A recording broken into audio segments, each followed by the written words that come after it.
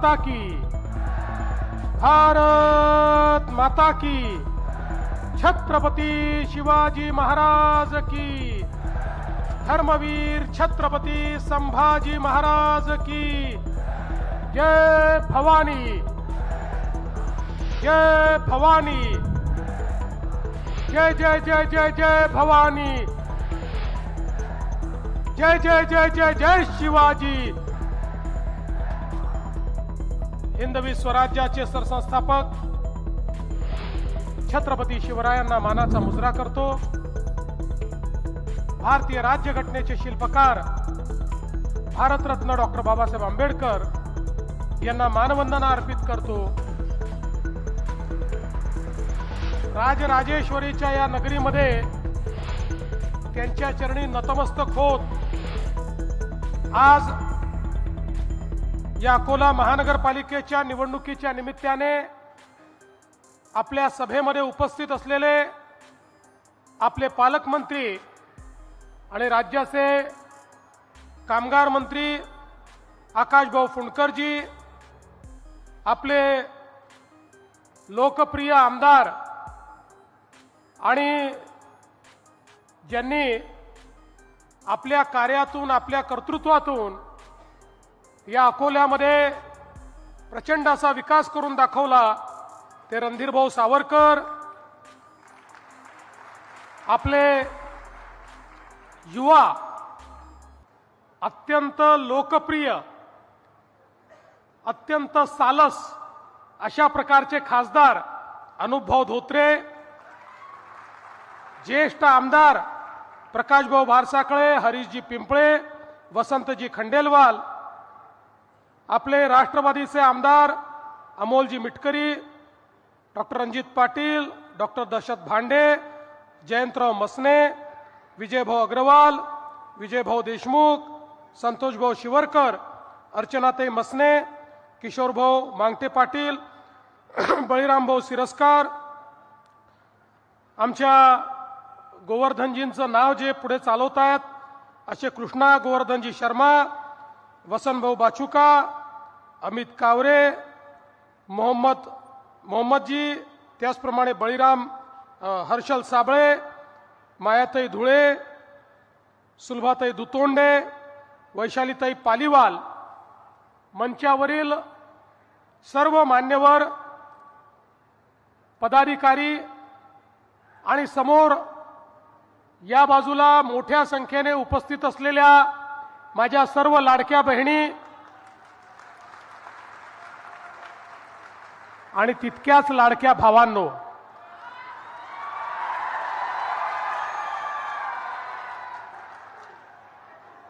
आज मला अतिशय आनंद आहे की पुन्हा एकदा अकोलेकरांचा आशीर्वाद घेण्याकरता आपल्यामध्ये मी उपस्थित आहे। आजची ही सभा इतकी प्रचंड आहे, इतकी विशाल आहे की माझ्या मनात कुठलाही संशय उरलेला नाही। रणधीर भाऊंनी जे टार्गेट या ठिकाणी सांगितलं 60 पार, ते टार्गेट आपली महायुती निश्चितपणे पार करेल हा विश्वास या निमित्ताने मी व्यक्त करतो। आपल्याला कल्पना आहे आज महाराष्ट्रामध्ये जवळपास 29 महानगरपालिकांमध्ये निवडणुका चालल्या आहेत। महाराष्ट्र हा देशामध्ये 2 क्रमांकाचा नागरीकरण झालेलं राज्य आहे। महाराष्ट्रामध्ये एकूण जी लोकसंख्या आहे त्या लोकसंख्येच्या 50% लोक ही शहरांमध्ये राहतात। जवळजवळ 6 कोटी लोक ही महाराष्ट्रातल्या 40,000 गावांमध्ये राहतात आणि तेवढीच 6 कोटी लोक ही महाराष्ट्रातल्या अकोल्यासारख्या 400 शहरांमध्ये राहतात। आणि म्हणून हा जो काही नागरी भाग आहे आणि त्यातही या 6 कोटीपैकी जवळपास 4.5-5 कोटी लोक हे 29 शहरांमध्ये राहतात. म्हणजे ही जी महानगरपालिकेची निवडणूक आहे, जवळपास या ठिकाणी 40-45% लोकांच्या जीवनावर परिणाम करणारी अशा प्रकारची निवडणूक आहे. आपल्याला माहिती आहे, अनेक वर्षापर्यंत आपल्या देशामध्ये एक संकल्पना होती आणि ती संकल्पना चूक नव्हती, ती बरोबर होती. ती संकल्पना म्हणजे भारत हा गावांमध्ये राहतो, गावांचा विकास म्हणजे देशाचा विकास. पण जवळजवळ 7 दशकं आमच्या राज्यकर्त्यांना या गोष्टीचा विसर पडला की भारतात शहरं देखील आहेत, शहरातही लोक राहतात, अन्न वस्त्र निवारा शिक्षण आरोग्य रोजगाराकरता शहराकडे लोक येत असतात आणि म्हणून शहरांच्याही नियोजन केलं पाहिजे, शहरांचाही विकास केला पाहिजे. आणि म्हणून परिणाम काय झाला, लोक तर शहरामध्ये आले पण आलेल्या लोकांना राहायला जागा नाही, झोपडपट्ट्या तयार झाल्या. ज्या बिचाराला जिथे जागा मिळेल तिथे त्यांनी अतिक्रमण केलं, जमेल तसं लोक राहू लागले. शहरांमध्ये पिण्याच्या पाण्याच्या समस्या, घनकचऱ्याच्या समस्या, भुयारी गटारेच्या समस्या, अशी अवस्था झाली. नाल्यांमधनं गटारी वाहते आणि तेच पाणी आपल्या नदीमध्ये, आपल्या विहिरींमध्ये, आपल्या तलावांमध्ये जात आहे. सगळीकडे कचऱ्याचे ढीग पडले आहेत. अशा प्रकारची शहरांची अवस्था या देशामध्ये तयार झाली. पण 2014 साली ज्यावेळी देशाचे प्रधानमंत्री म्हणून माननीय नरेंद्र मोदीजींनी कारभार स्वीकारला, त्यावेळी मोदीजींनी सांगितलं, भारत जसा गावात राहतो तसा भारत शहरात देखील राहतो. गावाचा तर विकास करावाच लागेल, पण शहराचा विकास देखील करावा लागेल. मोदीजींनी सांगितलं, अन्न वस्त्र निवारा शिक्षण आरोग्य रोजगार मनोरंजन या प्रत्येक गोष्टीकरता लोक शहरामध्ये येत असतात. आपल्या देशाच्या जीडीपीचा 65% जीडीपी हा शहरामध्ये तयार होतो. वस्तू आणि सेवांची निर्मिती ही शहरांमध्ये होते, रोजगाराची निर्मिती ही शहरांमध्ये होते. त्यामुळे शहरांचं नियोजन करणं हे गरजेचं आहे. शहरात राहणारा गरीब, शहरात राहणारा मध्यमवर्गीय याच्या जीवनामध्ये सकारात्मक परिणाम करणारे अनेक कार्यक्रम हाती घेणं हे क्रमप्राप्त आहे. आणि म्हणून या देशाच्या इतिहासामध्ये पहिल्यांदा मोदीजींनी शहरांकरता योजना सुरू केल्या. आणि मग आपल्याला माहिती आहे, स्मार्ट सिटीची योजना, अमृत शहरांची योजना, स्वच्छ भारत शहर योजना, प्रधानमंत्री आवास योजना, शहर योजना, अशा अनेक योजनांच्या माध्यमातून लाखो कोटी रुपये शहरांना द्यायला मोदीजींनी सुरुवात केली. आणि पहिल्यांदा देशातली शहरं ही बदलायला लागली. आपण बघा बंधू भगिनींनो, आज महाराष्ट्रातल्या शहरांमध्ये भुयारी गटाराची कामं चाललेली आहेत, पिण्याच्या पाण्याच्या योजना चाललेल्या आहेत. घनकचरा आता केवळ डंप आपण करत नाही, तर घनकचऱ्यावर प्रक्रिया करतो, त्यातनं कोळशासारखे पेलेट्स तयार करतो. काही ठिकाणी आपण घनकचऱ्यापासून खत तयार करतो. मोठ्या महानगरपालिकांमध्ये घनकचऱ्यापासून आपण वीज निर्मिती करतो. त्यामुळे कालपर्यंतचा जो कचरा आपल्यावर लायबिलिटी होती, आता ती लायबिलिटी नाही आहे. आता त्या कचऱ्यातनंही मत्ता तयार होते आहे. आणि याकरता अनेक योजना आणि निधी हा माननीय मोदीजींनी आपल्याला त्या ठिकाणी सातत्याने महाराष्ट्राकरता उपलब्ध करून दिला. आपलं घाण पाणी, सांडपाणी याच्यावर प्रक्रिया करून, त्यातली विष्ठा बाजूला करून, त्यातनं खत तयार करायचं आणि शुद्ध केलेलं पाणी हेच नदीमध्ये, नाल्यामध्ये आणि तलावांमध्ये गेलं पाहिजे. याकरता शेकडो कोटी रुपये हे या ठिकाणी आपल्याला मोदीजींच्या माध्यमातून मिळालेले आहेत. आणि म्हणून आज आपण जर बघितलं तर आपली शहरं बदलत आहेत.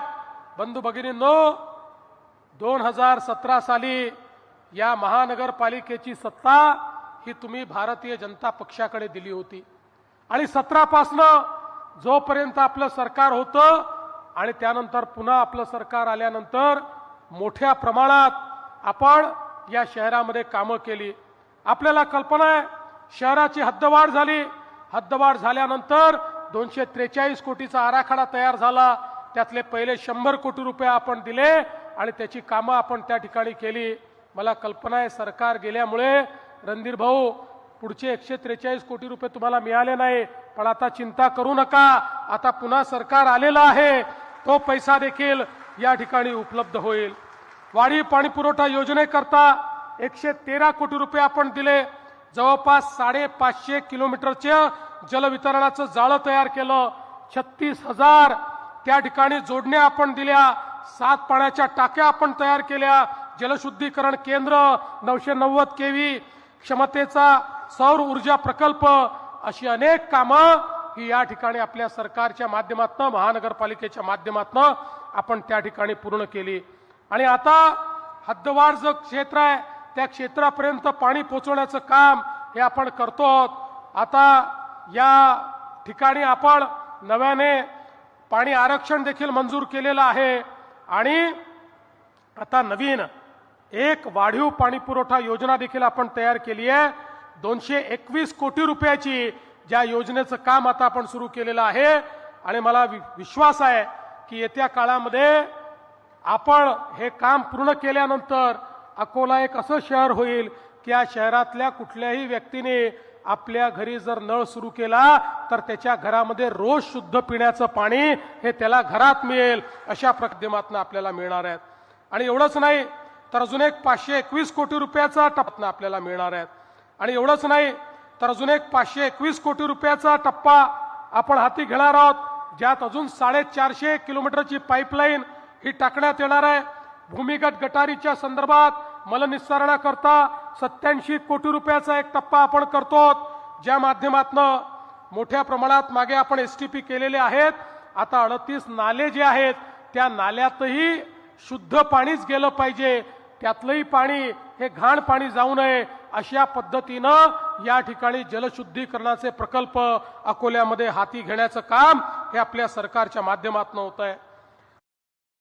ठिकाणी देत असतो, त्यामुळे पुढच्या काळामध्ये याकरताही जो पैसा लागेल त्याची चिंता करू नका, ते पैसेही राज्य सरकारच्या माध्यमातून आपल्याला मिळणार आहेत। आणि एवढंच नाही तर अजून एक 521 कोटी रुपयाचा टप्पा आपण हाती घेणार आहोत, ज्यात अजून 450 किलोमीटरची पाईपलाईन ही टाकण्यात येणार आहे। भूमिगत गटारीच्या संदर्भात मलनिस्सारणाकरता 87 कोटी रुपयाचा एक टप्पा आपण करतो, ज्या माध्यमातून मोठ्या प्रमाणात मागे आपण एसटीपी केलेले आहेत। आता 38 नाले जे आहेत त्या नाल्यातही शुद्ध पाणीच गेलं पाहिजे, त्यातलंही पाणी हे घाण पाणी जाऊ नये, अशा पद्धतीनं या ठिकाणी जलशुद्धीकरणाचे प्रकल्प अकोल्यामध्ये हाती घेण्याचं काम हे आपल्या सरकारच्या माध्यमातून होत आहे। मलनिस्सारणाचा दुसरा टप्पा जवळपास 629 कोटीचा आहे, त्यालाही या ठिकाणी चालना देण्याचं काम हे राज्य सरकारच्या माध्यमातून आपण करतो। घनकचऱ्याच्या व्यवस्थापनाकरता जवळपास 45 कोटी रुपयाची योजना आपण हातामध्ये घेतली आहे। सीसीटीव्हीचा प्रकल्प आपण हातामध्ये घेतला आहे। अकोल्याचं विमानतळ जे आहे तेही आता आपण मोठं करणार आहोत, त्या विमानतळाकरता 209 कोटी रुपये भूसंपादनाकरता आपण दिले आहेत। 1800 मीटरची धावपट्टी आपण करतो, पुढच्या काळामध्ये 2800 मीटरची धावपट्टी तिथे कशी करता येईल हा देखील आपला प्रयत्न असणार आहे। एवढंच नाही तर या ठिकाणी स्काय नेक्स्ट एरोस्पेस यांच्यासोबतही एक करार आपण केलेला आहे आणि पुढच्या टप्प्यामध्ये अकोल्यामध्ये एअर ट्रेनिंग सेंटर देखील आपल्या या विमानतळावर आपण करणार आहोत। पायलटचं ट्रेनिंग देखील आपल्या अकोल्याच्या विमानतळावर मिळेल, अशा पद्धतीची व्यवस्था आपण करतो। अकोल्याचं रेल्वे स्थानक एक मॉडेल रेल्वे स्थानक म्हणून या ठिकाणी विकसित होत आहे। आणि एवढंच नाही तर आता आपल्या अनुभवांच्या प्रयत्नातून या रेल्वे स्थानकाला गतिशक्ती कार्गो टर्मिनल म्हणून मान्यता मिळालेली आहे। पुढच्या काळामध्ये मोठ्या प्रमाणात कार्गोची ने-आण या ठिकाणून होईल आणि त्यातनं मोठ्या प्रमाणात रोजगाराची निर्मिती देखील या भागामध्ये होणार आहे। आपल्याला माहिती आहे मागच्या काळात काही उडान पुलांना देखील आपण निधी दिली, त्यामध्ये न्यू तापडियाचा उडान पूल आहे त्याला 37 कोटीची गरज आहे, ती देखील आपण उपलब्ध करून देणार आहोत। आणि सगळ्यात महत्त्वाचं मगाशी जे या ठिकाणी आपल्या रणधीर भाऊंनी सांगितलं, आमच्या अकोल्याची ओळख ही राजराजेश्वराच्या मंदिरामुळे आहे, त्या संस्थानामुळे आहे। आणि म्हणून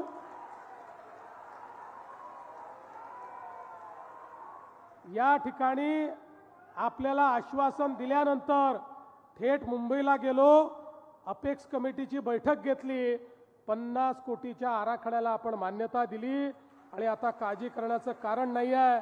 पुढच्या काळामध्ये सगळा निधी उपलब्ध करून देऊन एक अतिशय सुंदर अशा प्रकारचं हे राजराजेश्वर जे आमचं संस्थान आहे त्याचा संपूर्ण आराखडा आम्ही पूर्ण करू आणि त्या माध्यमातून अतिशय चांगलं काम या ठिकाणी होईल. आज आपल्याला माहिती आहे आपल्या सांस्कृतिक भवनाचं काम देखील अंतिम टप्प्यामध्ये आलंय. ऑलिम्पिक दर्जाच्या जलतरण तलावाचं कामही अंतिम टप्प्यात आहे. या ठिकाणी शिवर सरोवर, जेतवन सरोवर याच्या पुनरुज्जीवनाची कामे आपण हातात घेतली. 8 कोटी रुपये त्याला उपलब्ध करून दिले आहेत.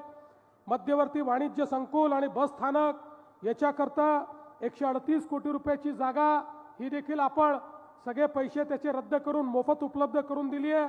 या सगळ्या गोष्टी करत असताना या शहराला वेगवेगळ्या पद्धतीनं आपल्याला कसं काम करता येईल आणि इथे आपल्या महानगरपालिकेची देखील एक नवीन इमारत कशी करता येईल हा देखील विषय आपल्या समोर आहे.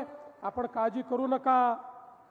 नूतन जी बॉडी येईल त्या नूतन बॉडी करता नूतन इमारत देखील आपण तयार करू आणि अकोल्याला साजेशी अशा प्रकारची आपण इमारत करणार आहोत. मला हे सांगताना आनंद वाटतो, देशाचे प्रधानमंत्री माननीय नरेंद्र मोदीजींनी आपल्याला प्रधानमंत्री आवास योजनेमध्ये महाराष्ट्रामध्ये 30 लाख घरं उपलब्ध करून दिली. शहरामध्ये गावामध्ये प्रत्येक गरिबाला घर मिळालं पाहिजे या दृष्टीनं त्यांनी व्यवस्था उपलब्ध केली. पण प्रश्न हा निर्माण झाला विशेषतः शहरांमध्ये की लोक ज्या अतिक्रमणात राहतात त्यांचे मालकी हक्काचे पट्टे नसल्यामुळे त्यांना प्रधानमंत्री आवास योजनेचं घर घेता येत नव्हतं. 2 महिन्यापूर्वी आपण निर्णय केला आणि शहरातली रहिवासी जेवढी अतिक्रमणं आहे, जेवढ्या झोपडपट्ट्या आहेत, या सगळ्यांना त्यांच्या जागेचा मालकी हक्काचा पट्टा आपण देतो आहोत.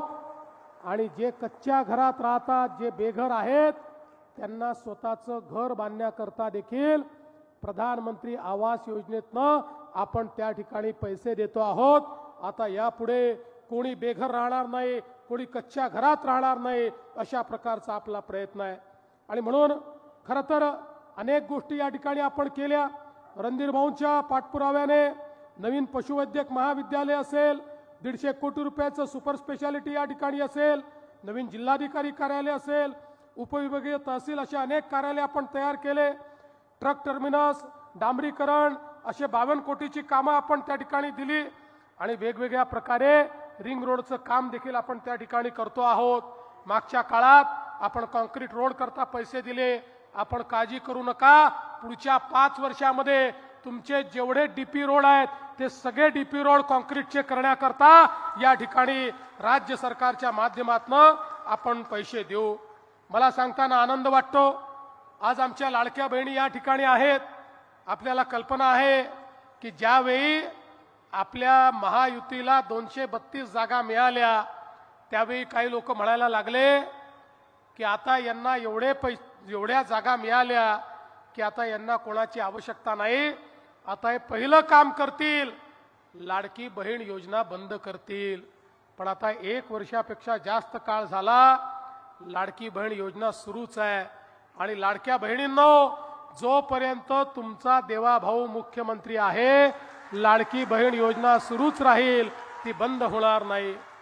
पण आमच्या लाडक्या बहिणींना आता केवळ लाडकी बहीण ठेवायचं नाही आहे. या ठिकाणी खऱ्या अर्थानं महानगरपालिकेमध्ये आपली सत्ता येणार आहे. आता आपल्या मोदीजींनी सांगितलंय आपल्या बहिणींना आपल्याला लखपती दीदी बनवायचं आहे. महाराष्ट्रामध्ये आम्ही 50 लाख लखपती दीदी बनवून टाकल्या. आता अजून 50 लाख पुढच्या 2-3 महिन्यात तयार होणार आहेत. 1 कोटी माझ्या बहिणी या लखपती दीदी होत आहेत. पण माझी अपेक्षा आहे या अकोल्याच्या महानगरपालिकेच्या माध्यमातून माझ्या अकोल्यातल्या लाडक्या बहिणी या लखपती दीदी झाल्या पाहिजेत, हा आमचा प्रयत्न आहे. आणि म्हणून आमच्या बचत गटाच्या काम करणाऱ्या ज्या बहिणी आहेत त्यांच्याकरता विशेष बाब म्हणून अकोल्याला उमेद मॉल आपण दिलेला आहे. ज्या मॉलमध्ये केवळ उमेदचे जे बचत गट आहेत किंवा इतर जे बचत गट आहेत त्यांचे जे काही त्या ठिकाणी उत्पादन आहेत त्या उत्पादनाचा हा मॉल असणार आहे। या मॉलमध्ये त्यांना जागा मिळणार आहे, त्यांच्या गटाला मोठ्या प्रमाणात त्यातनं उत्पन्न मिळणार आहे आणि माझ्या लाडक्या बहिणी आपल्या पायावर उभं राहून त्या ठिकाणी सक्षम होणार आहेत। आणि म्हणून बंधू भगिनींनो, मी तुम्हाला एवढीच विनंती करण्याकरता आलो आहे। मी या ठिकाणी कोणावर टीका करण्याकरता आलो नाही, मी कोणाला दूषण देण्याकरता आलो नाही, मी हे सांगण्याकरता आलो आहे सकारात्मक काम करून दाखवलेलं आहे, पुढच्या कामाचं विजन आहे, पाठीशी मोदीजींसारखं नेतृत्व आहे, निधीची कमतरता नाही। अशा या सगळ्या परिस्थितीमध्ये ही महानगरपालिका पुन्हा एकदा आपल्याच लोकांच्या हातामध्ये आली पाहिजे। अन्यथा आपण किती निधी दिला, आपण किती गोष्टी सांगितल्या, किती विजन तयार केलं आणि या ठिकाणी ज्यांना केवळ आपली घरं भरायची आहेत अशी मंडळी निवडून आली तर आमचं विजन आणि मोदीजींचा निधी हा तुमच्यापर्यंत आम्ही पोहोचवू शकणार नाही। आपल्याला कल्पना आहे भारतीय जनता पार्टी राष्ट्रवादीची युती आहे। या ठिकाणी 14 ठिकाणी राष्ट्रवादी आहेत, 4 ठिकाणी आपले समर्थित आहेत, बाकी सगळ्या जागांवर भारतीय जनता पार्टी लढते आहे। आपलं कमळ आणि घड्याळ अशा या 2 निशाणी आहेत। माझी विनंती आहे 15 तारखेला आत गेल्यानंतर इकडचा तिकडचा विचार करायचा नाही। ज्या बटनांवर कमळ किंवा घड्याळ दिसते ती बटन दाबायची आणि बाहेर यायचं। मी तुम्हाला एवढंच आश्वस्त करतो 15 तारखेला कमळाची आणि घड्याळाची काळजी तुम्ही घ्या, 16 तारखेपासून तुमची काळजी आमच्यावर सोडा। 16 तारखेपासून या अकोल्याला या महाराष्ट्रातलं एक आधुनिक शहर बनवल्याशिवाय आम्ही थांबणार नाही हा विश्वास तुम्हाला देतो आणि माझं बोलणं संपवतो। धन्यवाद। जय हिंद, जय महाराष्ट्र।